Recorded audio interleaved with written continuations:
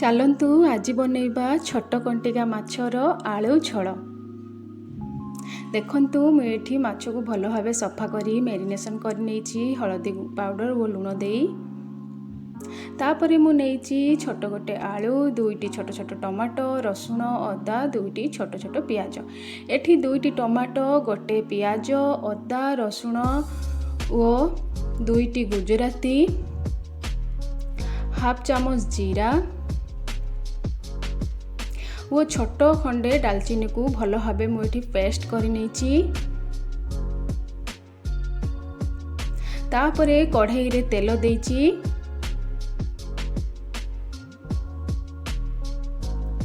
तेल गरम हैला परे मु छोट कंटिका माछ को 2 मिनिट जाए भाजी नहीं। आपण बेसी समय भाजबेनी, माछ टाण हो गले भल टेस्ट आसीबनी। टिके सॉफ्ट रहिले भल।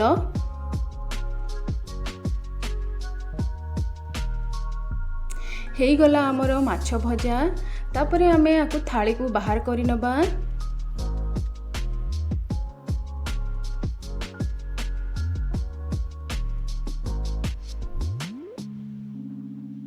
सेई कढ़ाई रे आमे आलू को भाजी नबा। हाफ चामच हळदी पाउडर ओ लूण हाफ चामच देई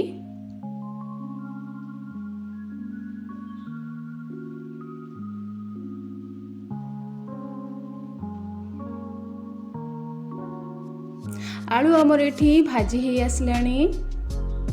बहुत सुंदर देखा जाउची, आपण माने देखि पाथुए। आपण चाहिले सिझा आलू भी यूज करि परिबे।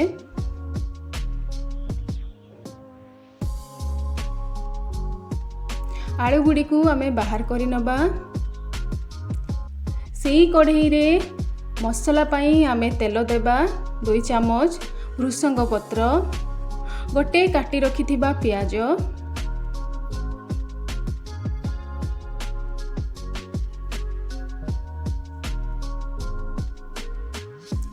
सेइथिरे मु टिके लूण देइछि जल्दी पियाज हेइ जिवो बोली। पियाज नाली हेइ भाजी आसला परे आमे सेइथिरे रखिथिबा बाटी मसला को देई दबा।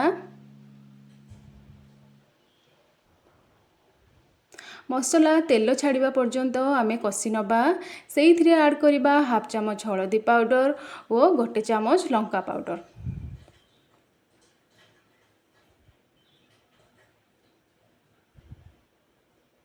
देखंतु मसला एठी तेल छाड़ी दी सालानी। एबे आमे सेइथिरे देई दबा भाजी रखिथिबा आलू को।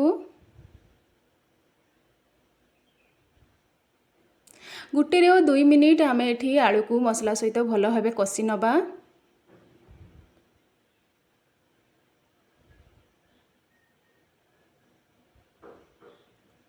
कसी हेइ आसला परे आमे सेइथिरे दबा गरम पानी।